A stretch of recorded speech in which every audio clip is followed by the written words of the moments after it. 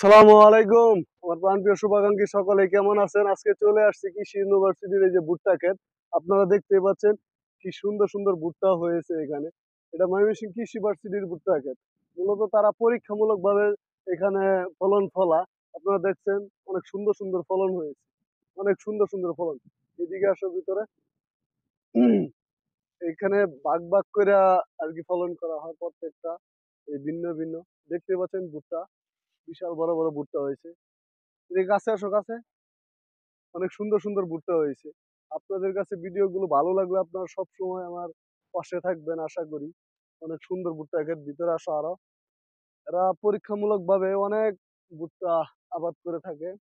দেখতেই পাচ্ছেন আপনারা, এই যে এই ভুট্টাগুলো একদম ছোট, আবার এই ভুট্টাগুলো অনেক বড়। আপনারা দেখতেই পাচ্ছেন এই ভুট্টাগুলো মোটামুটি ভালো বড়, আর এই ভুট্টাগুলো হলো ছোট।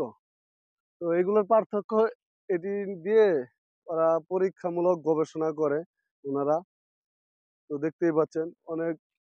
তো আমার কাছে এই পরিবেশগুলো ভালো লাগে, আপনাদের কাছে কেমন লাগে জানি না। এই ভিডিওটি আপনাদের জন্যই করা।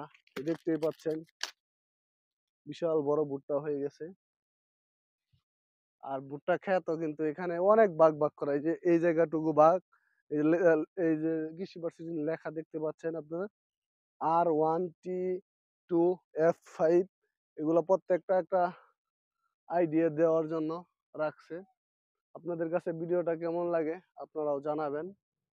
আমার কাছে এই ভিডিওটা করার উদ্দেশ্য হলো আপনাদেরকে দেখানো এই ভুট্টা ক্ষেত।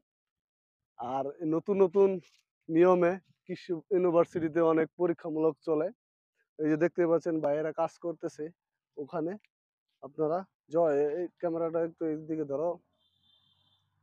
অনেক ভিতরেও ভুট্টা আর ভুট্টা, দেখতেই পাচ্ছেন অনেক ভুট্টা হয়েছে।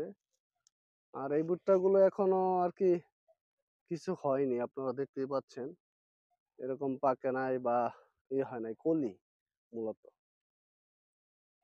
ভুট্টা ক্ষেতের সৌন্দর্যগুলো আপনাদের কাছে তুলে ধরলাম। আর দেখেন গাছগুলো কত লম্বা হয়েছে, আমার সাথে প্রচুর লম্বা হয়েছে। এখানে গেলে আমাকে একদম ছোট মনে হয়।